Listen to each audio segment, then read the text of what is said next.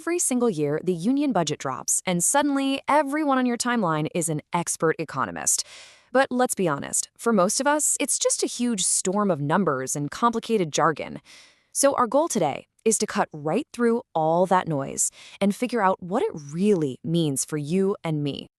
Does this sound familiar?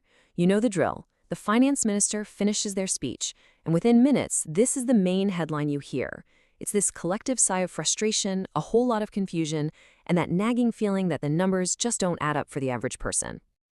So that's exactly what we're going to do. We're going to break this whole thing down piece by simple piece. The idea is that by the end of this, you'll know exactly where the money comes from, where it's going, and most importantly, you'll be able to ask the smart, tough questions. We'll kick things off with a super simple analogy, then we'll peek behind the curtain to see how the budget is actually made. After that, we'll follow the money, and finally, we'll get into some of the tougher critiques. Sound out? Let's jump in. You know, the absolute best way to wrap your head around a massive national budget is to just think of the entire country as one big family. Seriously, it makes everything click into place. So here's how it works. The government, they're the parents, mom and dad.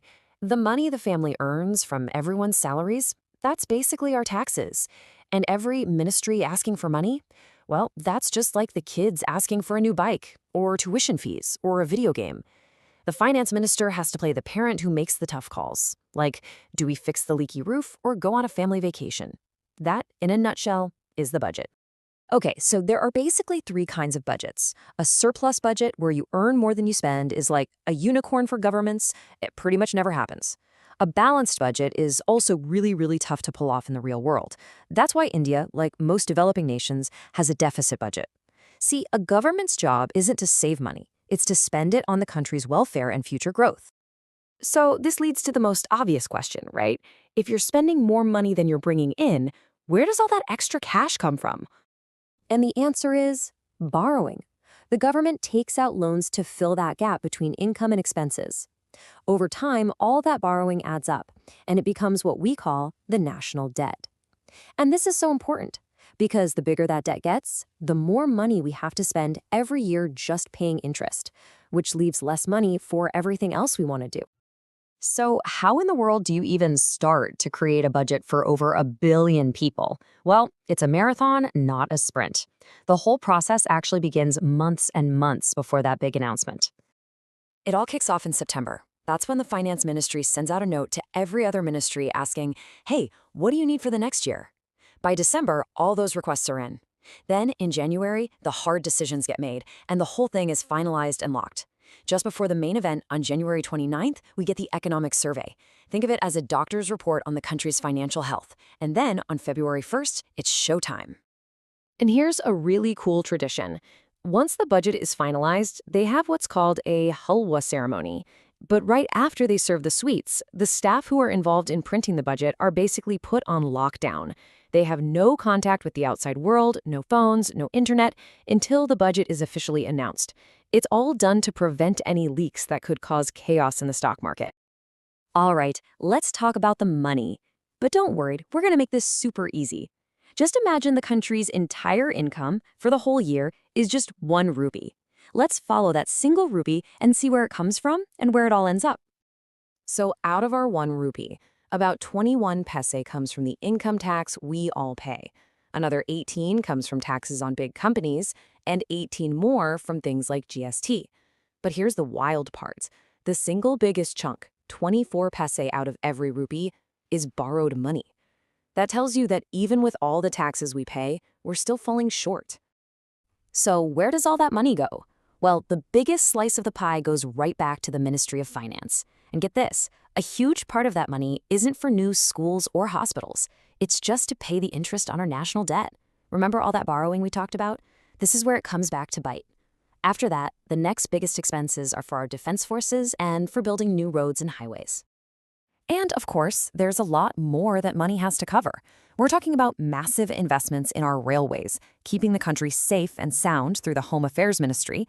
Then there's the money that goes directly to help people, like food subsidies, rural job programs, and support for our farmers and students. Every single one of these is a national priority, fighting for a piece of the pie. You know, the numbers only tell part of the story.